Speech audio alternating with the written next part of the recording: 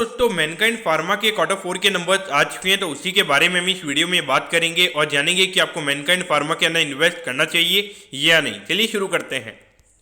तो देखिए, अगर हम यहाँ पे रेवेन्यू की अगर हम बात करेंगे तो क्वार्टरली बेसिस पे 2% से कंपनी के रेवेन्यू के नंबर गिरे हैं और ये नंबर आया है 2052 करोड़ पे। और अगर हम प्रॉफिटेबिलिटी की बात करेंगे तो ये नंबर 1% से गिरा है और ये नंबर आया है 293 करोड़ पे। यहाँ पे ऑलमोस्ट अगर आप देखेंगे तो क्वार्टरली बेसिस के जो कंपनी के नंबर है वो हमें यहाँ पे फ्लैट नजर आते हैं।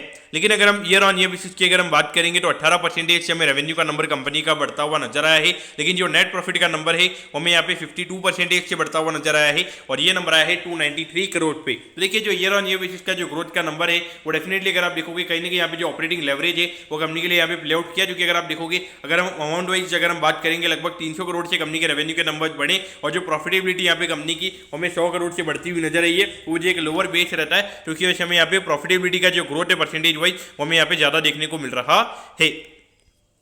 तो ऑल ओवर देखा जाए तो कंपनी के नंबर्स हमें यहाँ पे अच्छे नजर आते हैं। और अगर हम पिछले 12 महीने की अर्निंग के हिसाब से अगर हम कंपनी के पी रेशियो की अगर हम बात करेंगे तो लगभग 40 का पी रेशियो में यहाँ पे कंपनी का नजर आता है। और अगर हम अगले साल की अगर हम 20% का अर्निंग ग्रोथ अगर हम मान के चलते हैं तो उसके हिसाब से अगर आप देखोगे अराउंड 30-31 का पी रेशियो में यहाँ पे कंपनी के फॉरवर्ड लुकिंग पे यहाँ पे नजर आता है। तो पॉइंट ऑफ व्यू से देखा जाए तो वैल्यूएशन वाइज यहाँ पे जिस तरीके की ब्रांड वैल्यू ये कंपनी की है तो वहाँ पे मुझे लगता है कि अराउंड 30-40 का पी रेशियो मार्केट डेफिनेटली ये कंपनी को आने वाले टाइम पे देता हुआ नजर आएगा। और जब मार्केट में एक अच्छा खासा बुल के सिनेरियो में बनता हुआ नजर आएगा तो मुझे लगता है कि वहाँ पे 60-70 के पी रेशियो पे भी ये कंपनी जाती हुई हमें नजर आ सकती है। क्योंकि एक तरीके से हमें यहाँ पे एक कंज्यूमर फार्मा ये कंपनी नजर आती है तो वहाँ पे लोगों का इंटरेस्ट भी यहाँ पे ज्यादा रहेगा। तो अगर ये मुझे लगता है कि अगर आपका एक लॉन्ग टर्म व्यू है 5-6 साल का अगर आपका नजरिया और अगर आपको 20-25% CAGR का रिटर्न अगर आपको चाहिए और ज्यादा वॉलेटिलिटी अगर आपको नहीं चाहिए तो मेरे ख्याल से ये स्टॉक आप ले सकते हो। मुझे लगता है कि यहाँ पे ये कंपनी आने वाले टाइम पे 15-20% का यहाँ पे अगर टॉप लाइन ग्रोथ अगर ये कंपनी का रहता है तो वहाँ पे डेफिनेटली 30-35% की प्रॉफिटेबिलिटी ग्रोथ भी हमें यहाँ पे